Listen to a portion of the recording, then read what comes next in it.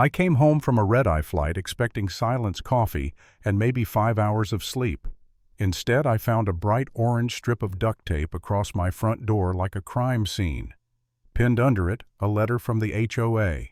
Final notice. Noise violation. $500. Fine. $500 for blasting music at 3 in the morning. The problem.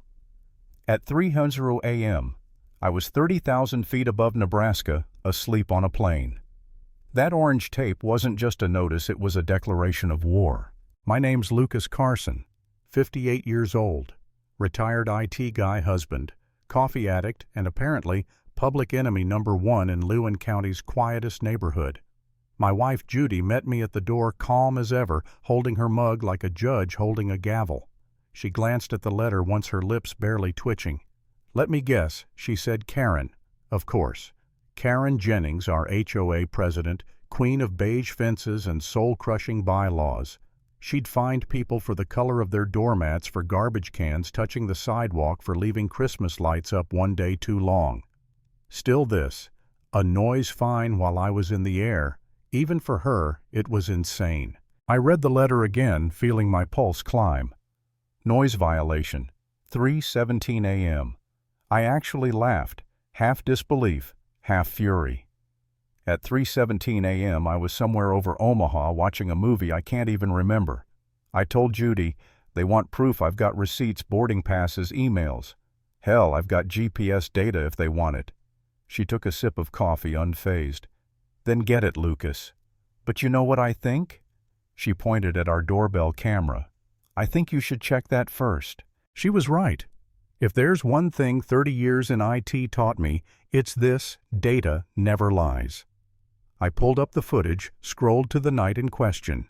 Mailman at 2 p.m. yesterday, cat at midnight, raccoon at 2:30, then 3:05 a.m., motion detected. I clicked play, and there she was, Karen, marching up my driveway in a shiny tracksuit like she was sneaking through enemy territory. In her hands, a big black Bluetooth speaker. She crouched by the bushes, set it down, fiddled with her phone. And then music. Loud, distorted, heavy metal chaos. Even through the tiny mic, I could hear it, a deliberate ear-splitting racket. She let it blare for maybe 2 minutes before speed-walking away, disappearing into the darkness.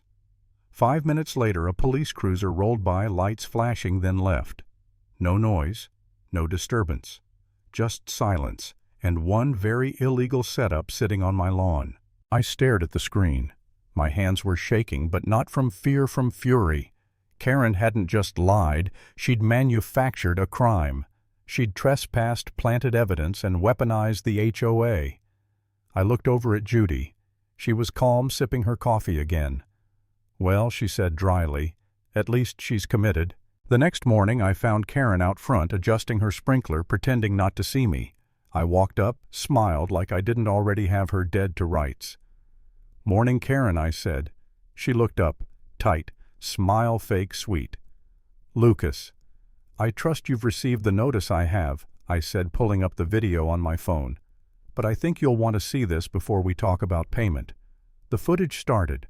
Her face drained of color as the night vision image showed her clear as day, crouched under my window.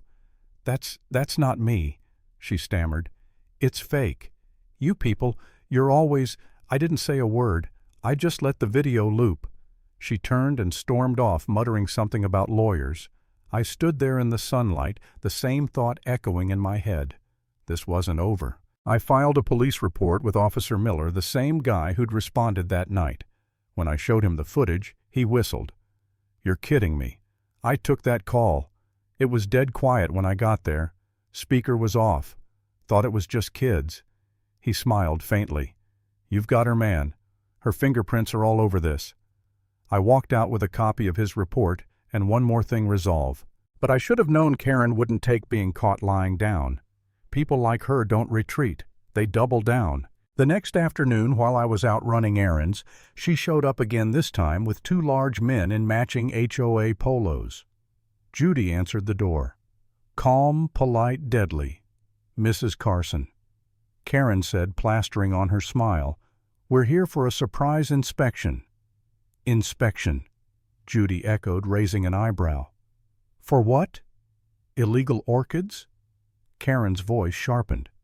We've received reports of commercial activity in your garage, per bylaw section 7 paragraph B. Do you have a warrant? Judy interrupted. Karen blinked. I don't need a warrant. I'm the HOA president. That was her first mistake. Judy held up her phone recording. Then you can leave, because what you're about to do, that's called trespassing. The two men shifted awkwardly, glancing at each other. Karen sputtered, furious but cornered. Finally, she hissed, "This will be noted in your file," and stomped off with her security guards trailing behind. When I came home later, Judy was sitting on the porch swing sipping iced tea like nothing happened. They tried to break in, she said calmly, so I filmed it. Oh, and told her that Blazer looked desperate. My wife was terrifying, and I loved her for it. That night, as I backed up the footage, something clicked. This wasn't just about us. Karen had been doing this to everyone. So Judy and I went door to door. We talked to neighbors, and what we found made my stomach turn. Mr. Henderson, 82 years old, fined $50 because his garden hose wasn't coiled in a perfect circle. The Petersons' new parents fined $100 for leaving a stroller in their driveway. Brenda, single mom, 75, for a basketball hoop too close to the sidewalk. Even Maria's pug got a $25 fine for excessive barking. Each story was the same small amounts, quiet payments, no one fighting back. Karen had built an empire of fear, one petty charge at a time. That night I couldn't sleep. For the first time I wondered if it was worth it. If maybe Judy and I should just pay the fine, move on, forget it. Part of me was tired of fighting someone so petty, tired of feeling like the bad guy for standing up. But then Judy came in, set a cup of coffee on my desk and said, "Lucas, people like her only win when everyone gives up." That was all it took. I looked at the folder of videos, the receipts, the reports, and I knew what I had to do. I wasn't just going to clear my name, I was going to take her whole system apart. My old instincts kicked in. HOA fines had to go somewhere, right? I dug into their website, their budgets, their public records. And there it was, a line item for Lewin Compliance Solutions. $2,000 every month, perfectly round, and the business registration under one name. Karen Jennings. I called Judy's brother, a retired forensic accountant. Dan. I said hypothetically, what do you call it when someone pays HOA funds to a company they secretly own? He laughed. Hypothetically, that's called fraud, son. Real jail time. From that moment it wasn't just revenge, it was justice. We had proof. But to expose her, we needed to make her crack. So, we got creative. Every morning at exactly 8:15, Karen did her patrol around the block. Clipboard, Blazer's smug expression, the holy trinity of HOA tyranny. I reprogrammed our smart sprinklers. The next morning, as she passed by, Zone 4 activated. A perfect, pressurized stream of water blasted her white Blazer from waist to chin. She shrieked like a tea kettle and ran off dripping wet. Forecast calls for 100% chance of karma, Judy muttered. 2 days later, Karen installed a new security camera in her yard, pointed directly at our house. Message received, she was watching. So we gave her something to watch. That night we arranged 12 garden gnomes on our lawn, all pointing their tiny ceramic fingers right at her camera. Front and center a sign that read, "We see you." The next morning half the neighborhood drove by laughing. But Karen wasn't laughing. She was fuming.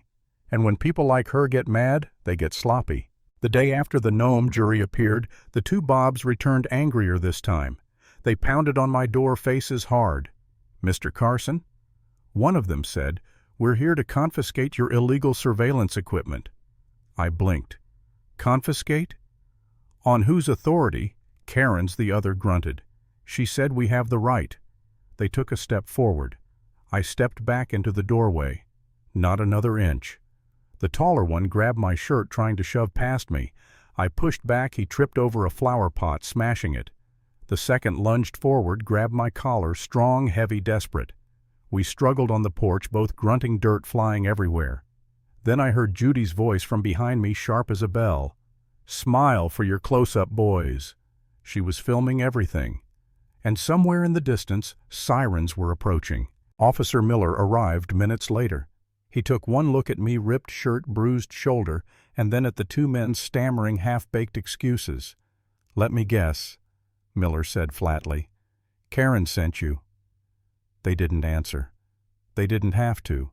He separated us, took statements, collected Judy's video. When they put those two in separate patrol cars, I knew it was over. Karen had just handed me the final nail in her coffin. 2 days later, the annual HOA meeting arrived. The community center was packed, more neighbors than I'd ever seen at one of these. Karen sat at the front table wearing a blood-red suit, smiling like a queen, addressing her subjects. I set up a small projector and laptop in the corner, battery-powered, just in case she accidentally cut the lights. When the agenda reached new business, I stood. "Madam President," I said, "I have something to share with the community." She glared at me. "Mr. Carson, you are not on the agenda." But then voices rose from the crowd. "Let him speak. We want to hear it." She froze, then waved her hand. "Fine, make it quick." I clicked the first slide. A title appeared. A timeline of events. Then play. On the screen, night vision footage of Karen sneaking up to my porch, setting down the speaker. The room gasped. Next slide, Officer Miller's body cam, time-stamped 3:21 a.m., showing a silent street. Then a flowchart, finds from residents, HOA account, Lewin Compliance Solutions, LLC. Karen Jennings. Murmurs turned to outrage. "My hose fine paid for her manicure," Mr. Henderson shouted. "My kid's basketball hoop funded her vacation," Brenda added. Karen jumped up, shouting, "This is slander, fabricated lies." I didn't respond. I just played the next video, our porch footage. Karen's enforcers forcing their way in. The scuffle. The crash. Judy's calm voice. Silence fell over the room. Then someone stood up. It was Arthur, the HOA treasurer. He looked terrified, but he was holding a thick manila envelope. "She made me sign the checks," he said quietly. "I couldn't keep doing it. I made copies." He handed me the envelope. Inside, photocopies of checks signed by Karen, withdrawals from the Shell account, ATM slips matching the fine deposits. It was over. The crowd erupted. "Thief, resign. Give us our money back." Karen was shaking her face blotchy red. Then Martha, a soft-spoken board member, stood and said, "I move for an immediate vote of no confidence in President Jennings." Dozens of hands shot up. The room thundered. Karen screamed, "You can't do this to me," but it didn't matter. At that exact moment, the back doors opened. Officer Miller walked in, followed by a detective in a gray suit. They strode straight to the front. Karen Jennings Miller said evenly, "You're under investigation for fraud, harassment, and conspiracy to commit burglary. We'll need you to come with us." They didn't cuff her. They didn't have to. The look on her face was punishment enough. As she was escorted out, the crowd parted silent. Then slowly, someone began to clap. Then another, and another. It wasn't applause for me, it was for us. For every neighbor who'd been too scared to speak until now. For a community finally taking its power back. I stood there exhausted, watching Karen disappear through the doors. For the first time in months, I felt something I hadn't felt in a long time: peace. Truth doesn't need to shout. It just needs proof, and the courage to show it.